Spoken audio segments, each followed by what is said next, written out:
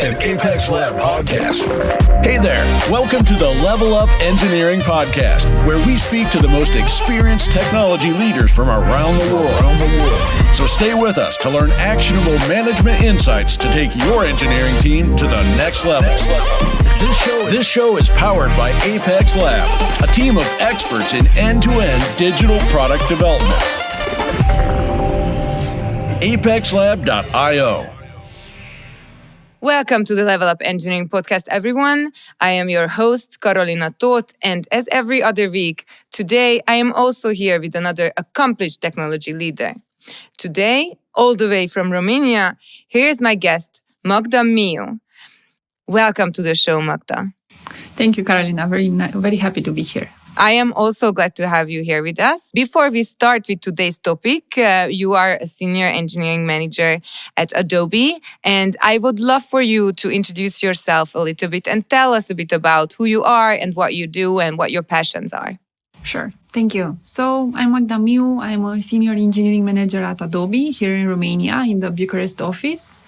My role is about actually three different hats. It's about being a technical leader for my teams. It's about being also a product manager, and it also has this dimension of people management. I'm responsible to help my colleagues to set up their objectives, to review them, to make sure they are growing, and to make sure that I'm preparing them for the next levels, and I'm working on creating a context where they could be successful. So this is pretty much my role. At this moment, I have three teams that are working on through different products from Adobe Experience Platform, provisioning and observability. And I joined Adobe because I felt the need to work on a tech company that is focused a lot on the technical side, on making sure you are delivering high quality products to the customers. So actually at this moment, this role is checking all my boxes. With that said, it sounds like you have your plate full with managing people. 3 teams is a lot, it sounds like. How many people are in your teams? There are 15 in total. I have 5 people per team. Nice. So you have a lot to share with us about today's topic, which is hopefully going to give everyone the best tools to mentor in 2024. Let's start with your experience about mentoring, because I think that shall give us a personal insight as to why this might be an important topic for you. Yeah, for sure. Indeed, mentoring was part of my journey, and also it continues to be part of my journey and on my growth, because I realized that I started to search for mentors when I had challenges to solve. And I wanted to talk with other people who had similar experiences, or they already checked those stages, or when I wanted to grow in my role, or when I wanted to make a transition. So usually in these 3 scenarios, I was looking to search a mentor. And each time I was lucky enough to find the right person for the right setup that I was expecting to get. I think at the beginning, one of my mentors was a friend who was, she currently is product manager. And she helped me to understand better the product perspective, how to think at your work, also from a customer perspective. Because at the beginning, especially since I also was a developer, and I used to write code and deliver features and making sure that I'm able to solve the things that I need to solve. I was very tech-oriented. I was very involved in understanding how I could make a task to be more efficient, to have performance, to make sure it's clean code, and to make sure that I check all the boxes in terms of technology stuff. But I was not so aware that actually that code that I'm writing will be used by some customers. And it's important also to have this perspective. And what I've learned from her was to switch a little bit the focus, not only on the technical side, but also making sure that the features or the products you are developing are matching the needs of some customers. You understand their needs, you know how to get feedback from them, you know how to address that feedback and make sure that you build products that are relevant for your audience. That was a milestone important for me to understand this perspective. Another milestone and another matter that I had was, I think, 6 or 7 years ago, when I was in the situation to decide if I will continue to grow on the technical side or I will go to the leadership side.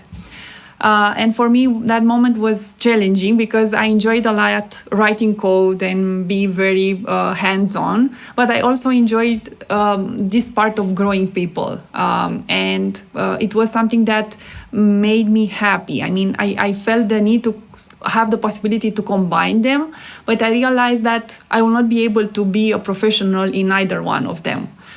So I need to focus on a specific area so I could bring the maximum for that area, and so I could be very focused on those things. So combining writing code and also growing people in those 8 hours or 10 hours per day, I tried, but it was not scalable. I realized that I cannot do that for too many years, so I need to make a decision. And at that moment, I contacted this person who she is also a coach, but I also felt that she was also a mentor for me because I know her from social media. I respect her journey. She is an amazing professional. She is also a person with an amazing family, and I appreciated a lot her capability to combine her personal life with the professional life and being able to be successful in both of them. And what I learned from her was that you need to have like a dynamic equilibrium. It's difficult to be 100% and be perfect or bring a lot of things on both areas at the same time. Sometimes you spend more time on delivering a project, finishing something important, preparing a proposal or something for the work, and making sure you are focused there and you are delivering the right quality.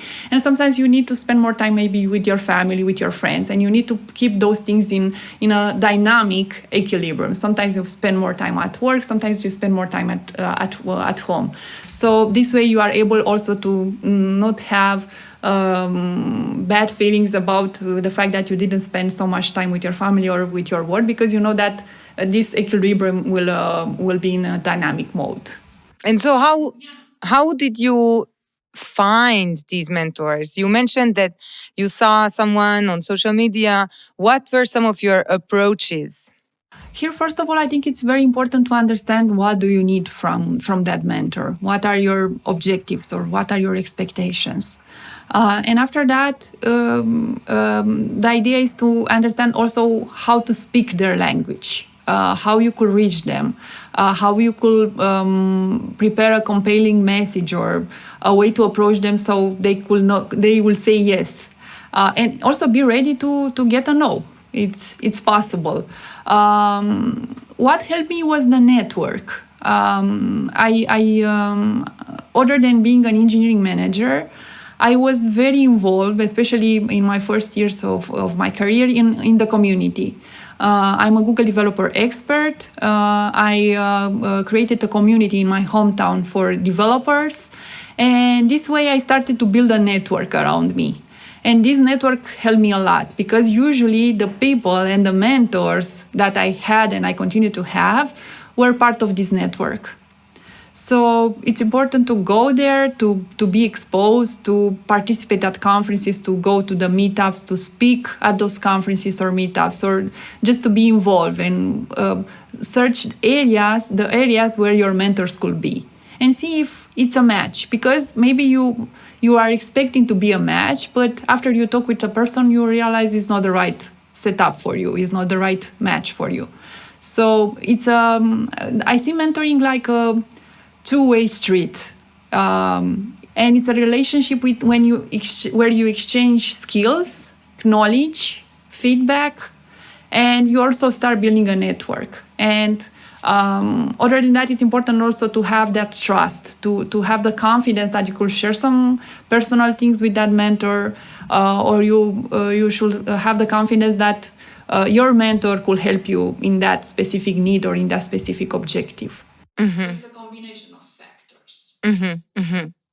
I think it's really interesting that you said that it's an exchange of skills, because I think a lot of people view mentoring as a one-way street where you find a mentor and then they are just gonna lay out the way for you.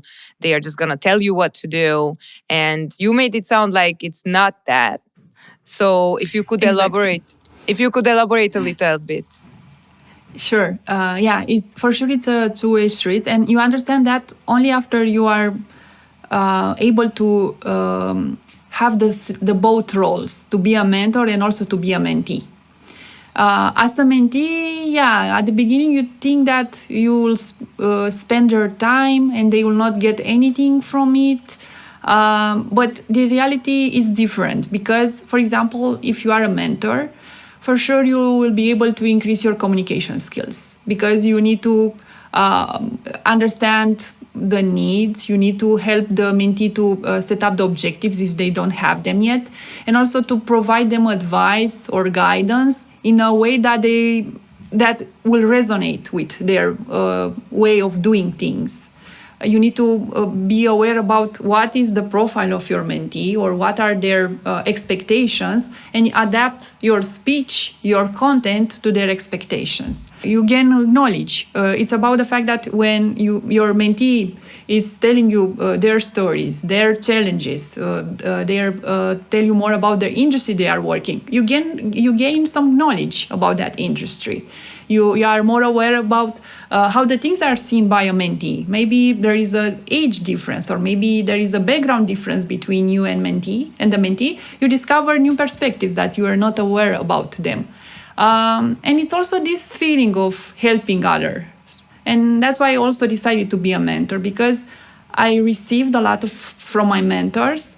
And I'm also a learner and an achiever. And I feel the need also to give back.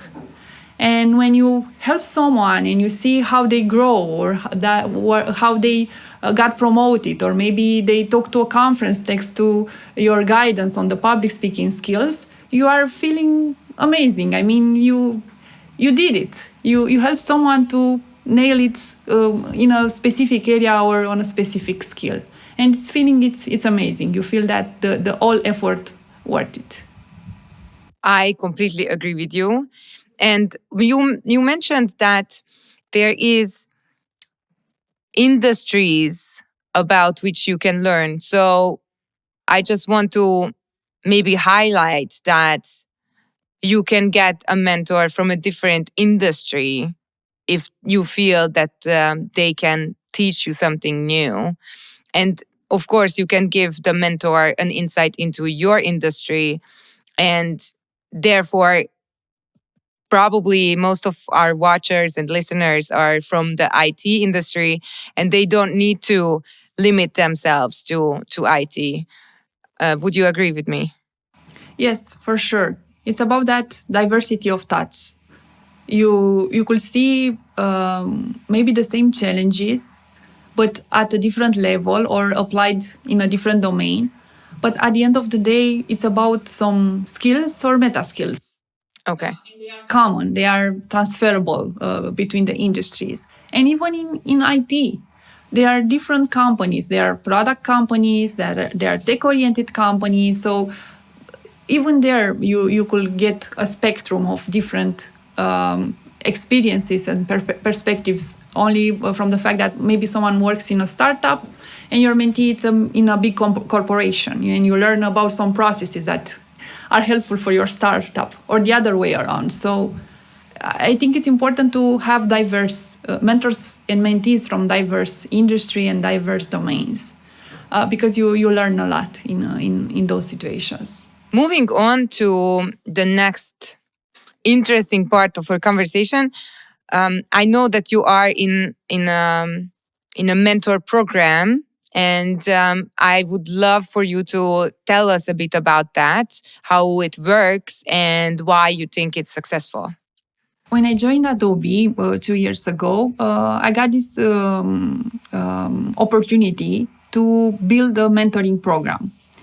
And the need was very clear. There was an org in the Bucharest office where there were not so many women in senior positions. And they ran a mentoring program, and the mentees gave them the feedback that they will enjoy having mentors, women mentors. So starting from this need, we built a program, a mentoring program for all the women from Adobe, Romania. And this program is called Mentor Her. And that's how it started. I was able to run until now 3 editions. Next year we'll run the 4th one. And it was about identifying this need, creating a mission, having a mission for this program to empower our colleagues through mentoring.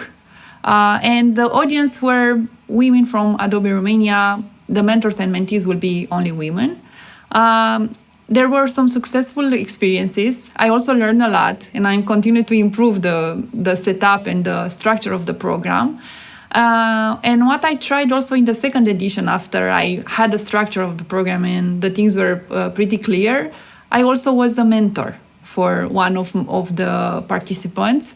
And it was a great experience because she got promoted. And other than that, she became a champion of the program. So the next edition was run by her. Nice. Together with a different colleague. So it was very nice, and I felt grateful to have this opportunity to grow someone that after that became part of the team.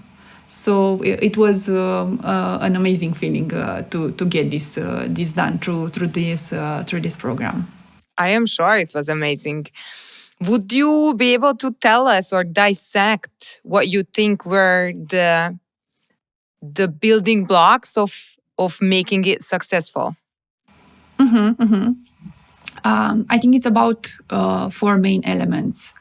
First of all, make sure you understand the need, and make sure you speak with those people who could be your audience, because this way you will make sure that you calibrate the structure of the program to those needs. After that, you should have a mission, because that mission will be important for the team that will run the program. They need to know what is the North Star for them. And this mission, it could vary or it could change at some time. You could also be open to change it if you decide that is not longer relevant for the context. Getting some people around you, the volunteers, usually they are volunteers because on their day-to-day job, for example, in my case, they were engineers or program managers or engineering managers. So they also had a day-to-day job, and this activity was extra. So you need to be mindful also about that. And see how you could get an engaged team that will help you to organize this program.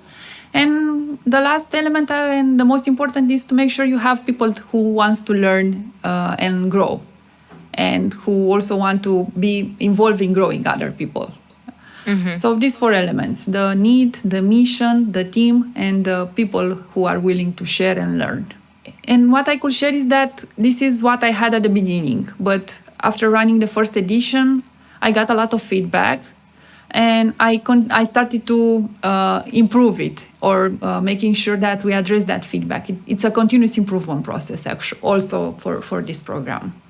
What were some of the pieces of feedback that you received? For example, regarding the timeline. At the beginning, I ran 2 editions in 1 year. It was one in spring and the other one in fall. Regarding the first one, they mentioned that it was too long. The second one, it was too short. So I started to talk with them and understand exactly what will be the right setup for them. And right now we have 10 weeks of program, plus 2 weeks, one at the beginning when you run the trainings and one at the end when you run the celebration event. So the structure is pretty simple. You have a stage when you start to announce the program and you open the call for papers, call for mentors and mentees. After that, you match the mentors with the mentees. You have a kickoff event. We are offering also trainings for mentors and mentees to make sure we set up them for success and they will have a successful mentorship relationship. We have a midpoint check-in and a celebration event. So, and they need to meet, the recommendation is to meet 2 times per month, a 1 hour mentoring session. So this part with the timeline was addressed. They also mentioned that at the moment in time, it was difficult for them to find new items for their agenda. So we started to understand what else they could bring on their agendas, especially for the mentees who were more junior. It was challenging for them to have an agenda for all the sessions. So we offered them a template with some topics and questions they could address during those sessions. It was also about that the fact that at the beginning I was very enthusiastic, and usually this is my way of working. I need to have a structure, and before having that structure, I need to make sure that I'm learning about that topic. So when it was about running this mentoring, I started to search books, podcasts, articles, everything to learn more about this and make sure that I will build a successful program. And what I realized after that is that I collected so much information, and I started to create guides and slides and wiki pages. And I shared those things with the mentors and mentees, and it was overwhelming for them. I learned that after it. So I also started to reduce the amount of information I'm sharing with them and to make sure that I deliver the most relevant, important stuff for them to make sure they are successful in the mentorship relation. What came to my mind, and it's very operative, when you said you match up the mentors with the mentees, how and based on what characteristics did you do the matching? So we have a list of criteria. First of all, based on the registration form they are filling at the beginning, we ask them to fill in the organization from which they are part. Because we want to match people from different organizations to have different perspectives and learn also about the other areas from the company. This is one element. The second element, usually we also check the level of experience, because we want to make sure that the junior people get a more senior mentor and not the other way around. Even so, I truly believe that also a senior person could learn a lot of things from a junior person, but usually they are expecting someone who has more experience. So we wanted to make sure that we match this, we check this checkbox. Other than that, it's also about the areas they would like to cover. And we have some checkboxes in the form. For example, if you want to go on the architecture, if you want to go on the CI/CD or DevOps or SRE stuff, more operational things. Or if you want to grow on the people skills, maybe on public speaking, or maybe on how to manage the conflicts, or how to offer and receive feedback. So we have a list of areas, and the mentor checks those areas where she could provide guidance, and the mentee represents actually the needs of that mentee. And after that, we just match these elements and make sure that they are in sync. So they have a recommended amount of times when they meet, and then they have a celebratory event where they all come together, right, at the office, and Exactly. perhaps they have drinks or no drinks, but they have like an end of the mentoring term celebration. What was the effect afterwards? Did some of the mentors and mentees keep hanging out, or did they end the partnership and they went on their separate ways? Also, at the kickoff and at the closing events, did they also mingle with others? Did they open up their network?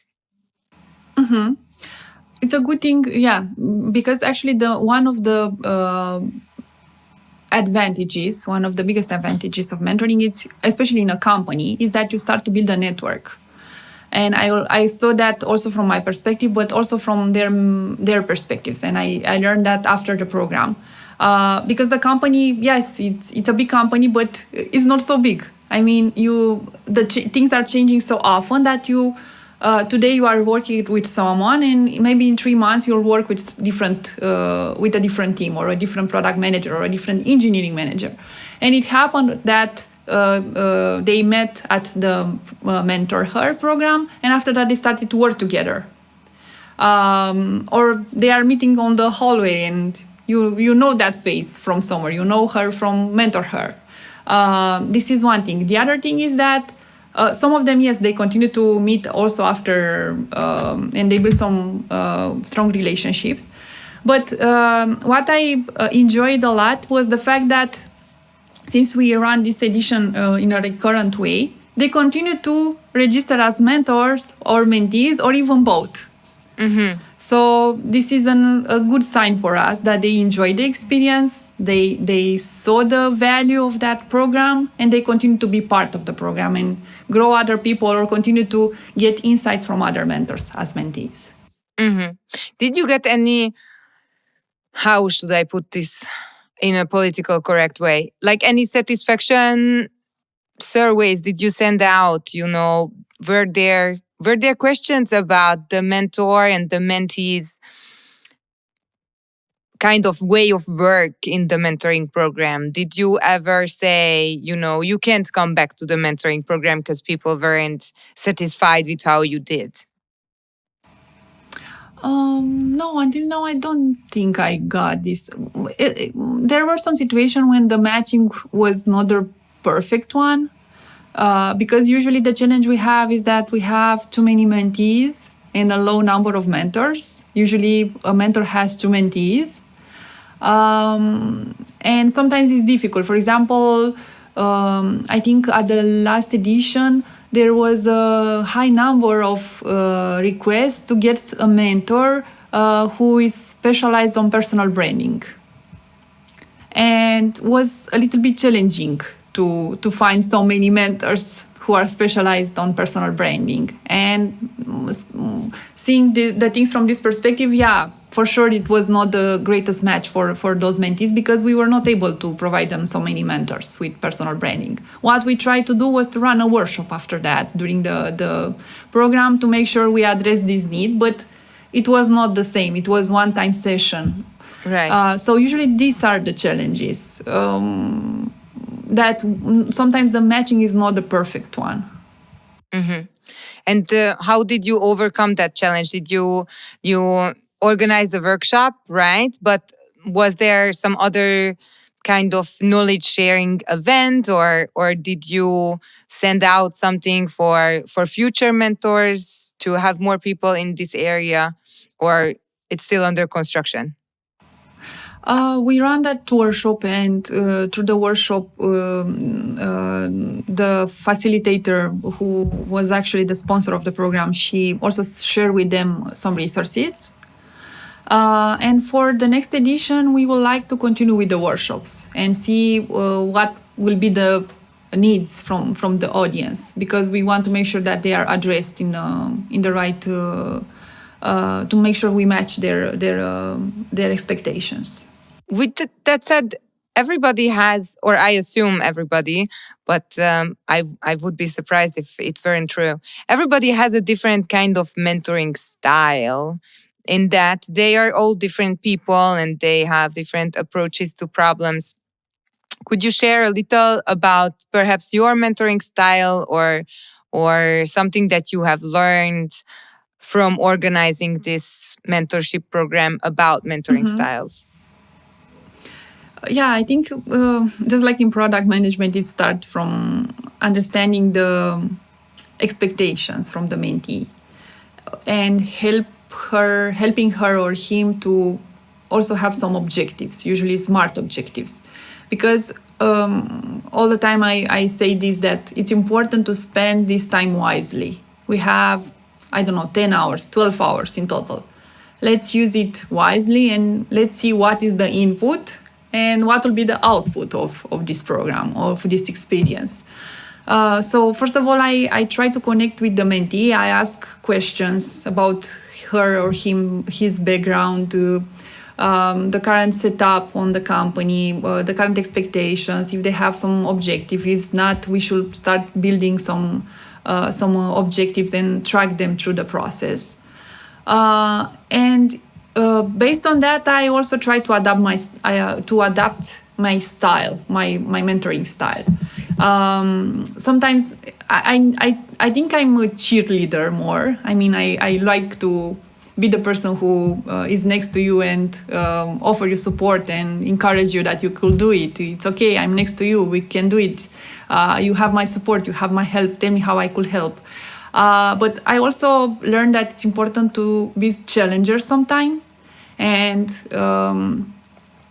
make sure that I keep the mentee focused on the things that we want to achieve. Because sometimes in the mentoring sessions, they tend to go in multiple areas in the conversation. And all the time my role is to get them back to the agenda and focus them on those things. What we want to discuss today, what are the items? It's more important to switch the conversation to this topic, or we should keep the agenda. So here I also try to challenge them. Or when they have some objectives, I want to make sure that they are the real ones. Because sometimes behind of an objective, it could be a different objective or a different need that they are not aware about it. I'm also sometimes an educator when it's the case. For example, I don't know, when we are talking about technical stuff, or when we talk about some processes. For example, I had a mentee, she was eager to learn more about how to make decisions and what would be the tools to make a decision. Sometimes it's also about brainstorming. So then I go to the ideator and I put my hat of ideator, mentor, and brainstorming together with the mentee. Or sometimes it's also helpful to connect my mentee with someone else who could help with a specific requirement or with a specific skill. For example, I had mentees who are eager to learn more on the public speaking side. And I share with them the trainings that I did, or the trainers that I used to work with. So I just connect them. So usually the answer is that I'm trying to adapt my style to the needs from my mentee. But I think the main style for me is a cheerleader. I love that. I think I can personally relate to that. What was maybe your learning from organizing this mentoring program?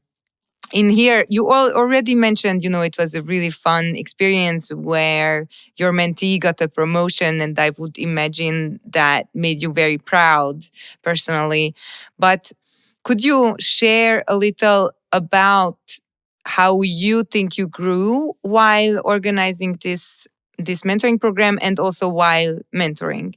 At the beginning, when I started to create a structure of this program, it was more about me. I wanted to be informed. I wanted to learn about how to run a successful mentoring program. I read a lot. I did my research just to make sure that I'm successful in this role of driving a mentoring program. After I started the program, and especially after running the first edition, I realized that it was not about me. And my focus should be on the audience, on the people who joined this program. And I realized that I need to switch my focus on making sure that this successful mentoring experience, it's about them and not about me being a successful driver. So it was an interesting shift. And that's why I also decided to be a mentor. Because I realized that only by being a facilitator, yes, I meet the mentors with the mentees, but I need to see how it goes, how is to run this program as a mentor, be part of the audience, to understand better how it goes, if the process is okay, if the structure is a relevant one, if the timeline is the right one. So it was learning about the fact that it was not about me and it was about them, about the mentors and the mentees. And I also realized that since I started this program 1 month after I joined Adobe, it was an amazing networking opportunity for me. I mean, inside of Adobe Romania, the people started to know me in my first 3 months in the company. And when they hear my name, they already connected my name with this program. And it was an amazing opportunity. And I'm grateful that Diana Zarfolea came to me to run this program. And I also discovered later on that part of this community, there are people who are also sharing the same values like me. They want to learn, they want to give from their knowledge to other people. And I feel connected. I feel that I'm belonging to this community. Plus the fact that I started to work with part of the mentors or mentees, so it was a win-win situation also from this perspective. It's great. It sounds like it's a very successful program, and it sounds like it's always evolving, and you put a lot of effort into making sure that next year's mentoring program is going to be even better. Yeah, and what I also realized is that you need to have a bigger team.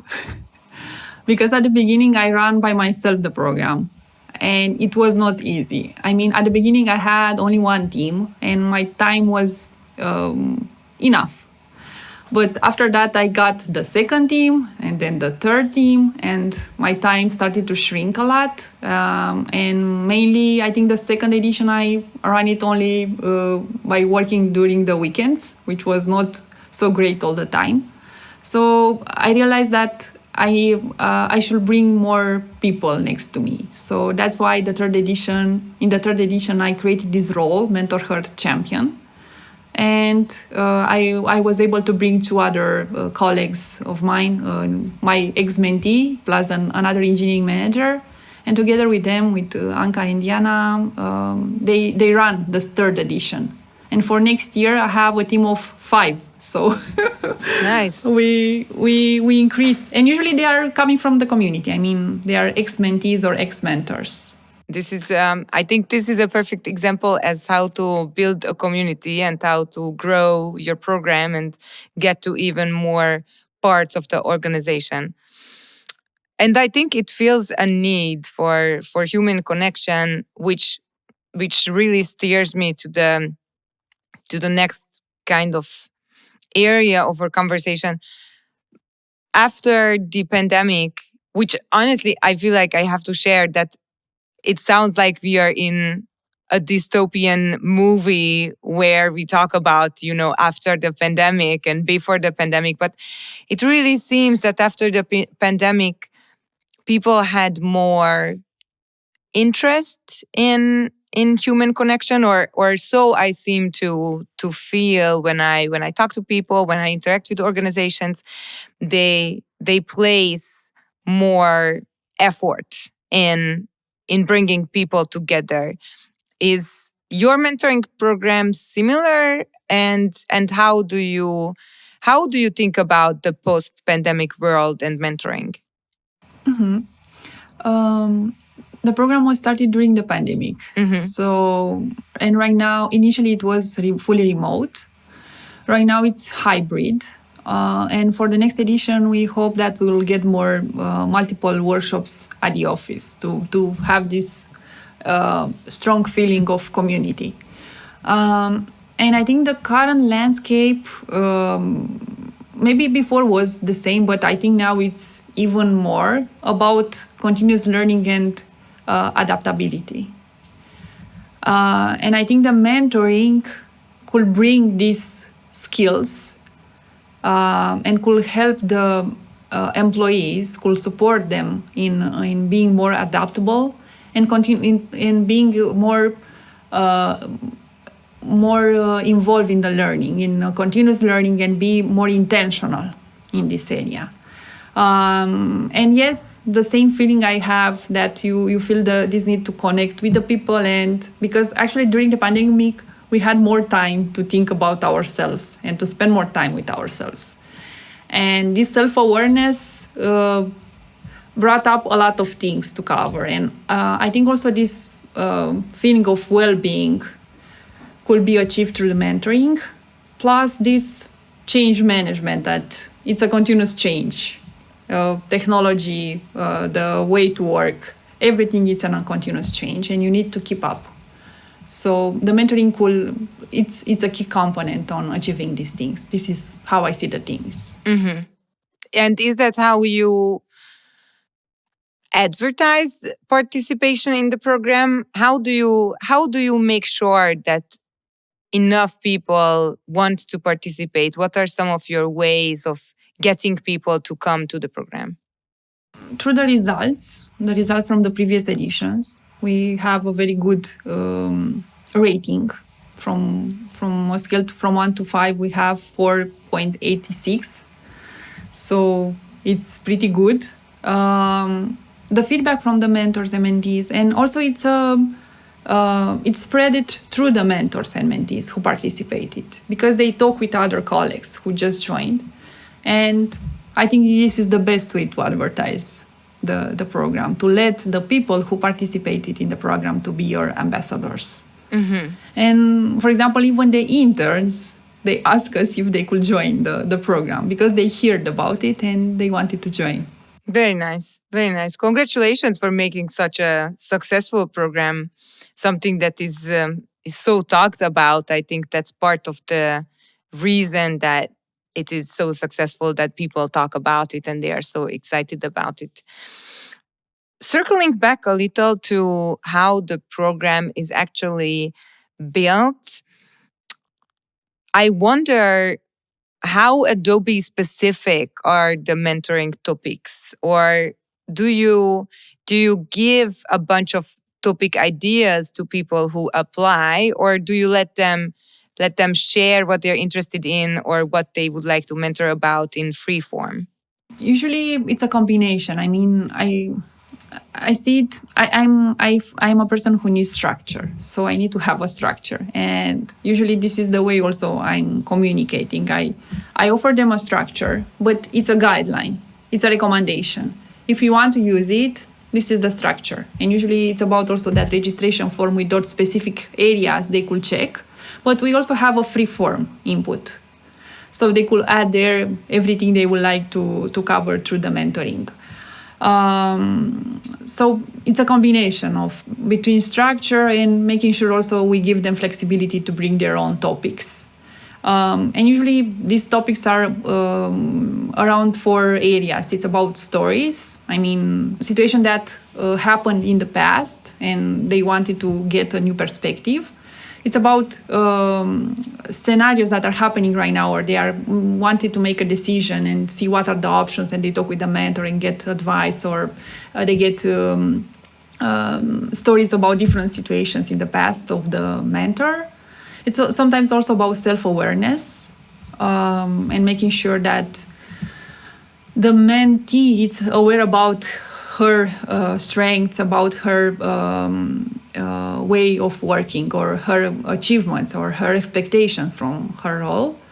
And it's also about skill building. So it's a framework. It's called 4S. It's coming from stories, scenarios, self-awareness, and skill building. Thank you. I think that's very valuable.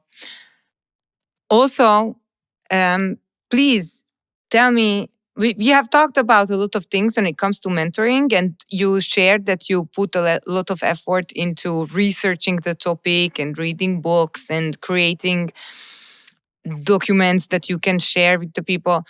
Could you share some things that are maybe pitfalls of creating a mentoring program, or something that people who are thinking about organizing such a thing should watch out for, some things that you learned? Yes, usually the main challenge is related to the time allocation.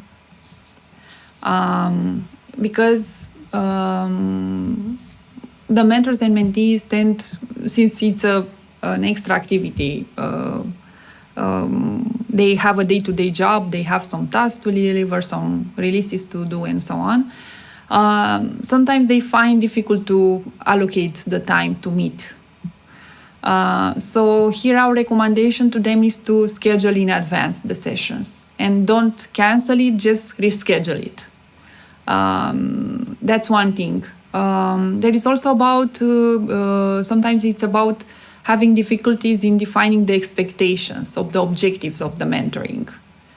Today we talk about something, and the next session we talk about something else, and it's very difficult to see what is the flow we want to cover through this mentoring. What are the expected results at the end of this program? It's about having a structure, having a focus area.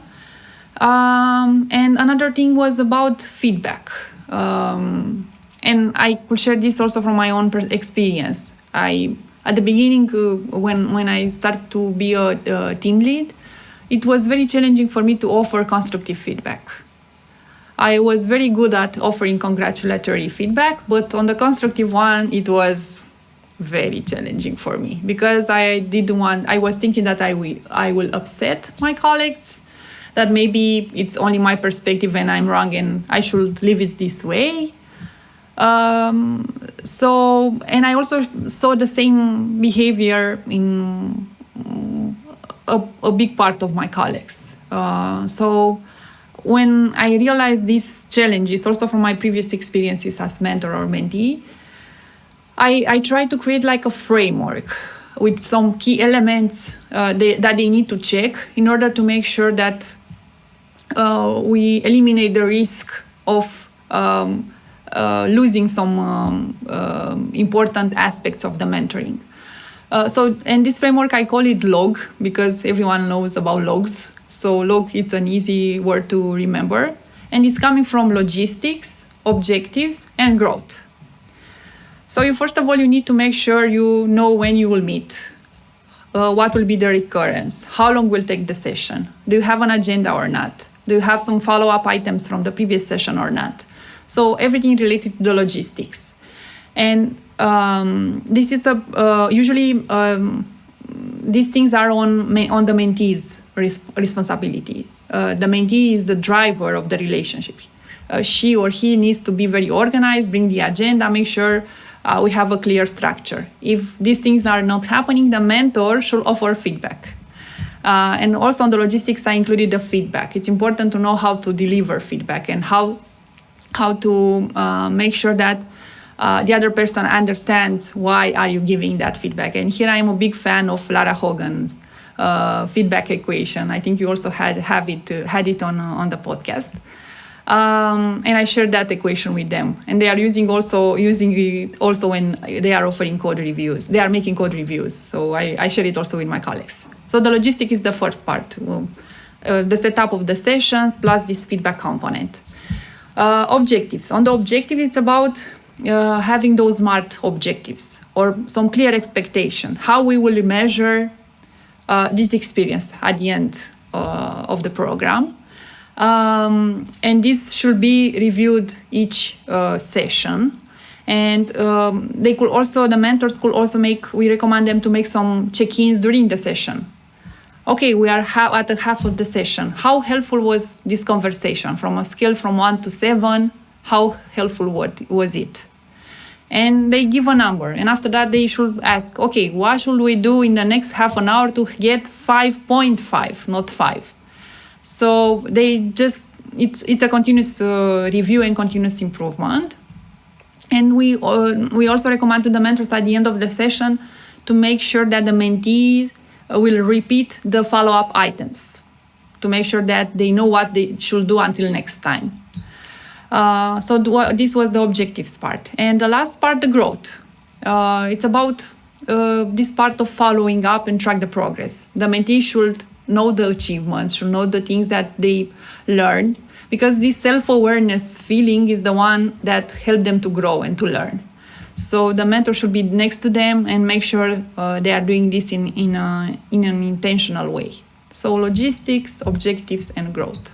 I love that. Thank you so much for sharing that. I think that's another really amazing framework that we can take away and actually maybe put to use just now.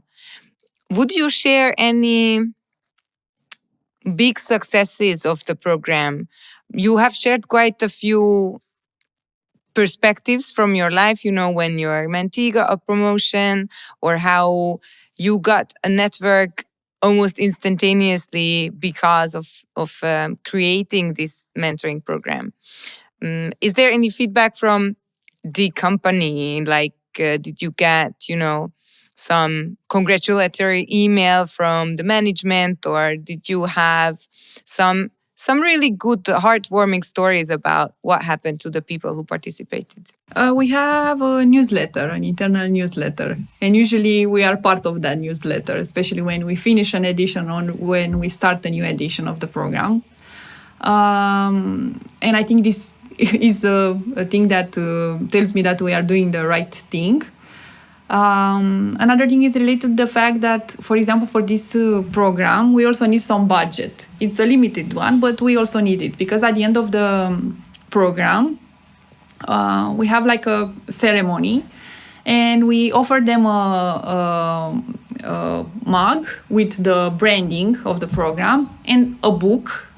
Usually each edition we try to find a different book, a specific book for mentors and a specific one for the mentees, plus a certificate, just to have it like a memory from the program. So the fact that we continue to get this budget, it's also a good sign for us. And I just counted these days, we had 63 pairs of mentors and mentees until now.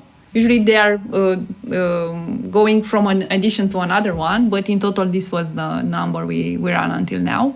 And right now we want to go in EMEA. We want to scale the program also in different, in other areas from Europe where we have offices. So I think also this is a good sign. They saw the impact, they saw the results, and they want it to be run also in different locations. Yes. I love that. I think that speaks a lot for the impact of the program. So you have shared a lot about the program and your place in it. I think what really strikes me is good preparation does not equal no more continuous improvement. You made sure that you had the best foundation for the program, and then you kept on gathering feedback and making sure that the next edition of the program is even better than the previous one. And I also think it speaks a lot that you have started with fully remote mentoring, and then now you're doing hybrid mentoring and you are doing even workshops within the mentoring program. So it's not only a mentoring program, it's a knowledge sharing program that is based on mentoring. I also think that it is amazing that you have created a little like welcome or maybe like training for the mentors and the mentees so they can have matched expectations and they can receive and give about the same amount, so that, for example, when mentees meet up, they are not going to be completely having different experiences. They are going to be having similar and similarly well organized mentoring events or mentoring sessions. And I also love how you pointed out that you have created branding for this program, so it's not just forgotten. It's up in people's minds all the time if they use the mug or if they see the book. So there is I think genuine thoughts given to how to keep the program alive, and as you said, how to expand the program to different parts of the organization. Is there anything else that you would like to add or something that you think is important for the listeners of Level Up Engineering to know? I truly believe that everyone has something to share and everyone has something to learn, and it's important to make time for mentoring. Mm-hmm. I think that is brilliant, and I completely agree with you. And I would expand that even if you don't think you have something to give, you can see and maybe try it out, and maybe that will give you a better understanding of your skills as well. And I am telling that even to the listeners from Adobe, so they will go and apply to be mentors for the program, so that you might have even more matches within the program. Thank you, Magda. I think this has been an excellent conversation. Please share with us where our listeners can follow your work or follow you. I know you have a website, so just please tell us where we can see what you're doing in life. Yes, I have a website. It's more like a blog about technical topics and also leadership ones. It's magdamiu.com. And on Twitter, the same handler, Magda Miu, or on LinkedIn. You could also find me there. And it was very nice talking to you, and I'm a very big fan of your podcast. Thank you for doing this for the community. It's an amazing learning opportunity. Thank you. Thank you so much. I am taken aback by this. Thank you very much, and thank you for coming on the show. I think we can all take away some tips and tricks from the program and from what you shared with us about the frameworks that you have created. Dearest listeners and watchers, today my guest was Magda Miu, Senior Engineering Manager at Adobe, and she shared some really amazing tips about her mentoring program within Adobe. And it is currently expanding, so maybe we shall have her back and see how the expansion of the mentoring program went.